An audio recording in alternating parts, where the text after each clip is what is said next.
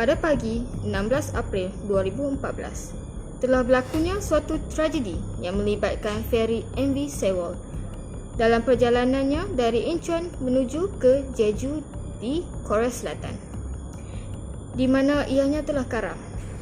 Berita itu awalnya mengejutkan negara dan merupakan hari yang penuh emosi yang dialami warga Korea Selatan.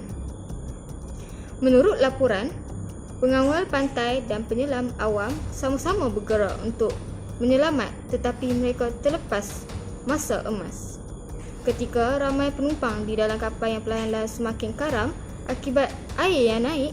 Orang ramai tidak mempunyai pilihan selain berdoa dan berjaga-jaga. Menurut laporan berita, bot nelayan persendirian berjaya menyelamatkan lebih ramai penumpang daripada pengawal pantai. Laporan dari The New York Times mengatakan Sewol Ferry itu terbalik adalah apabila pengawal selio yang korup menggunakan kapal yang tidak selamat untuk berlayar. Sekiranya pemeriksa meluangkan masa untuk menaiki kapal, ianya akan mudah untuk perasan betapa terbebannya kapal itu. Jika Sewol tidak terlalu banyak muatan, pakar berkata ia berkemungkinan besar akan sampai ke destinasi Pulau Jeju dengan selamat. Pada hari feri itu karam, 16 April 2014, pengirim telah memuatkan 2 kali ganda had sah kargo di atas kapal. Bukan sahaja anak kapal berbohong tentang jumlah berat kargonya, malahan turut gagal mengamankan kereta, truk dan kontena penghantaran dengan betul. Apabila Sewol membuat selekoh tajam sambil melawan arus yang deras, feri yang tidak seimbang itu mula terbalik. Kargo yang tidak selamat mula tergelincir melintasi dek kapal, memaksa feri terus terbalik ke bahagian sisinya. Tragedi itu telah terbukti disebabkan kegagalan kepimpinan Park Geun-hye, Presiden Korea Selatan pada masa itu. Tidak muncul di khalayak ramai selama kira-kira 7 jam selepas kapal itu karam. Sementara itu, Ketua Menara Kawalan yang perlu menenangi berjalan dengan cepat, tidak setia mengambil bahagian dalam melindungi nyawa dan keselamatan rakyat. Pada masa itu, malu balas dari pengawal pantai dan kerajaan tidak boleh diterima oleh keluarga mangsa.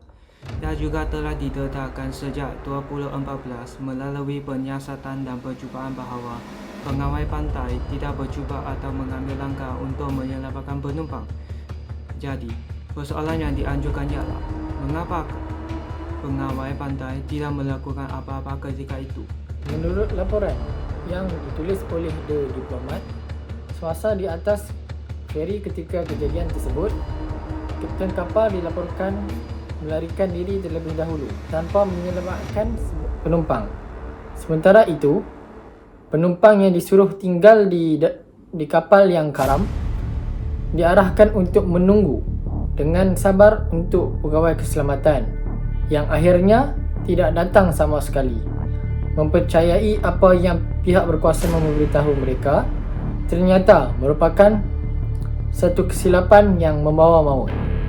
7 tahun telah berlalu sejak itu. Sebahagian daripada mereka yang terlibat secara langsung dalam bencana itu, termasuk kapten kapal, telah dijatuhkan hukuman penjara. Menurut keterangan dari The Guardian, semasa tragedi tersebut berlaku, berpuluh-puluh saudara mangsa bencana feri Korea Selatan yang mengorbankan lebih 300 orang telah mencukur kepala mereka sebagai protes terhadap rancangan kerajaan untuk memberikan pampasan buat mereka dan bukan siasatan yang lebih teliti. 9 hari selepas operasi mencari dan menyelamatkan penumpang feri Sewol yang karam pada 16 April, reben kuning telah kelihatan di seluruh Korea Selatan. Reben itu adalah ungkapan harapan negara untuk mencari mangsa yang terselamat dalam kalangan 131 yang masih hilang pada ketika itu. Dengan beberapa yang membawa mesej seperti, "Saya menunggu awak. Saya harap awak akan kembali dan pulanglah."